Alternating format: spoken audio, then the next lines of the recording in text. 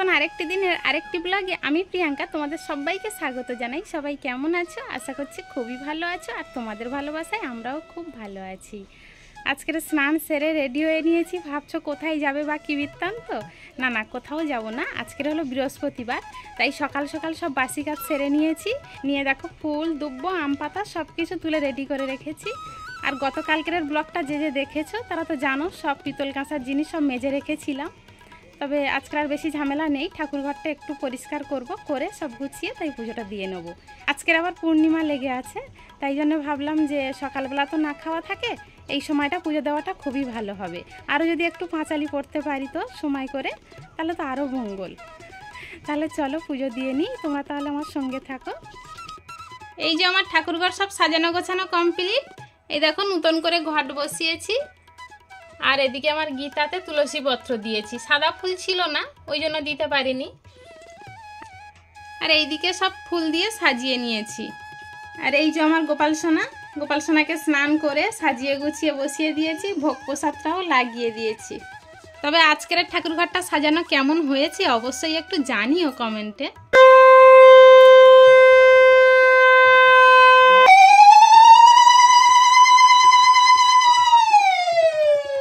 ঠাকুরঘরের পুজো সেরে চলে এসেছি, কিন্তু প্রসাদ এখনো তোলা হয়নি, পরে তুলবো। কি তৃষ্ণাকে পরে বলবো তুলে নিতে। আর তৃষ্ণার বাবা সবাই ঘুম থেকে উঠেছে, বিছানা এখনো পড়ে রয়েছে। তবে এখন আর বিছানা তোলার মতো সময় নেই, এখন 8:30 বেজে গিয়েছে। আর এখন রান্না না বসালে আমি 10টার মধ্যে ভাত তরকারি গুছিয়ে তৃষ্ণার বাবাকে দিতে পারবো না। তাই এইগুলো এইভাবে পড়ে থাকবে, পরে দেখবো কখন সময় হয়। আর আগে রান্নার কাজে যাই, চলো তাহলে। এই যে এদিকে এসে রান্না বসিয়ে দিয়েছি। চলো গাছ থেকে কতগুলো কুদলি ফল তুলে আনি। এই দেখো কত বড় বড় কুদলি ফল হয়েছে, হাত পাচ্ছি না পাড়ার জন্য। তাও আমি কি করে পারবো এই দিকের গুলো।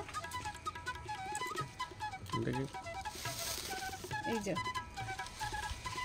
সাইজগুলো দেখো, শুধু এর থেকে আরো বড় বড় হয়। আর দেখুন এখনো ফুল পড়েনি, কচি আছে, কিন্তু আর বেশি বড় করব না। এই দেখো কতটা কুদলি ফল তুলেছি, 500 বেশি হয়ে যাবে। আর বড় বড় সাইজও। আজকের রান্না করব না, এটা হয়তো কালকের রান্না হবে। আজকের জন্য অন্য সবজি আছে। বৃহস্পতিবারে আমাদের বাড়ি নিরামিষ খাওয়া হয়, তাই ঝিঙে আলু দিয়ে সয়াবিন দিয়ে রান্না করেছি, শাক ভেজেছি, আর কয়েকটা পটল পেকে গিয়েছিল সেটা ভেজেছি। তৃষ্ণার বাবা যখন কাজে যায় তখন শাক ভাজাও হয়নি, পটল ভাজাও হয়নি, শুধু সয়াবিনের তরকারি দিয়েই ভাত নিয়ে গিয়েছে।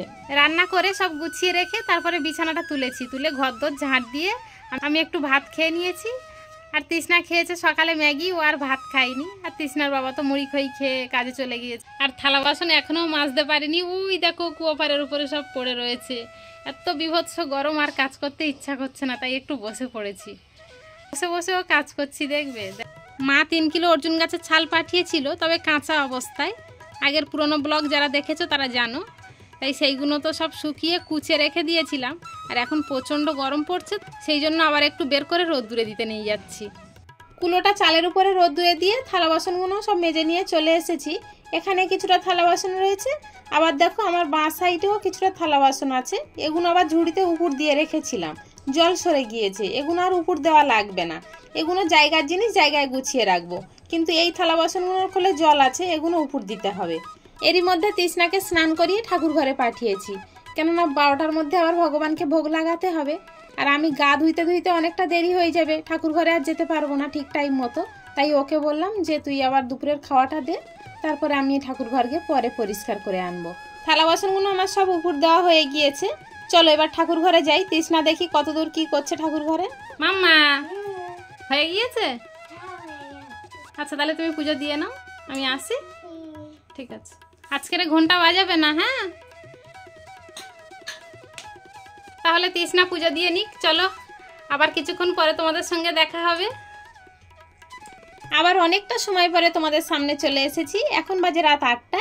তৃষ্ণাকে সবে পরিয়ে উঠে, তাই এই জামা কাপড়গুলো সব খাটের উপরে পড়েছিল, সেগুলো ভাঁজ করে এই আলনার উপরে গুছিয়ে দিচ্ছি।